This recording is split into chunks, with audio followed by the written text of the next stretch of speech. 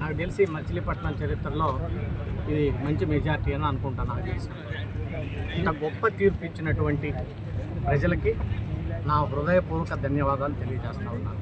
అదే రకంగా నాకు బీ ఫారం ఇచ్చి ధైర్యం చెప్పి పోయి పోటీ చేయమన్నటువంటి మా పార్టీ అధ్యక్షులు పవన్ కళ్యాణ్ గారికి కూడా నేను హృదయపూర్వకంగా ఆయనకు కూడా నేను ధన్యవాదాలు తెలియజేస్తా ఉన్నాను.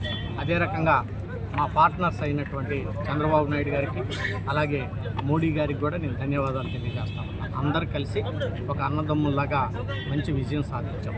మచిలీపట్నానికి సంబంధించి అనేక సమస్యలు ఉన్నాయి. మరి డాక్టర్ భోగరాజు పట్టాభి సీతారామయ్య గారి భవనం నిర్మించడం తినవండి, మెడికల్ కళాశాలని చక్కగా తీర్చిదిద్దేటువంటి విషయంలో ఏంటండి, అడిషనల్ రిక్వైర్మెంట్ విషయంలో అయితేనేవ్వండి, పోర్టుని త్వరితగతంగా పూర్తి చేసి దాన్ని మరి ఇండస్ట్రియల్ హబ్గా పక్కన తయారు చేసి అనేక మందికి స్థానికంగా ఉద్యోగాలు ఇచ్చేటువంటి విషయంలో అయితేనేవ్వండి, మరి ఈరోజు మెడికల్ కళాశాలకి మనకి 3 రంగుల జెండా ఆర్కిటెక్ట్ అయినటువంటి పింగళ వెంకయ్య గారి పేరును పెడతాను తప్పకుండా. దానికి అది నేను మొదటి నుంచి చెప్తానే ఉన్నాను. ఆ పేరు పెట్టి మచిలీపట్నానికి నేను గౌరవం తీసుకొస్తాను. అది నేను ఇంతకుముందు ట్రై చేద్దాం. ఇక్కడ శాసనసభ్యుడు దాన్ని పడినది.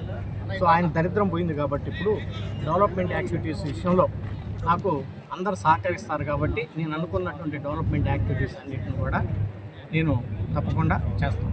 ఈరోజు నాకేదో 2,20,000 మెజార్టీ, అలాగే కొల్లి రవీంద్ర గారికి అసెంబ్లీకి ఇది 50,000 మెజార్టీ వచ్చిందని మేము గర్వంతో మేము మాట్లాడాల్సినటువంటి అవసరం లేదు. కానీ ఇక్కడ శాసనసభ్యుడు చేసినటువంటి అరాచకాలకి ప్రజలు ఏం చెప్పారంటే దాన్ని మనం గెలుపు ఓటములు అనేది జనరల్గా సహజం.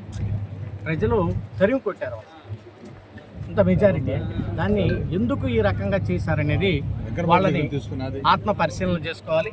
ప్రజలకు అనుగుణంగా వాళ్ళ మనసులో ఏదైతే ఉందో అందరినీ కలుపుకొని పోయి అందరినీ మరి నేను తప్పకుండా ఈ నియోజకవర్గాన్ని డెవలప్ చేస్తాను. స్థానికంగా నా ఎంట ఉండి నడిపించినటువంటి అన్న బండి రామకృష్ణ గారు అయితేనేవ్వండి, మిగిలిన పెద్దలందరూ అయితేనేవ్వండి, వాళ్ళందరికీ కూడా నా హృదయపూర్వక ధన్యవాదాలు తెలియజేస్తాను.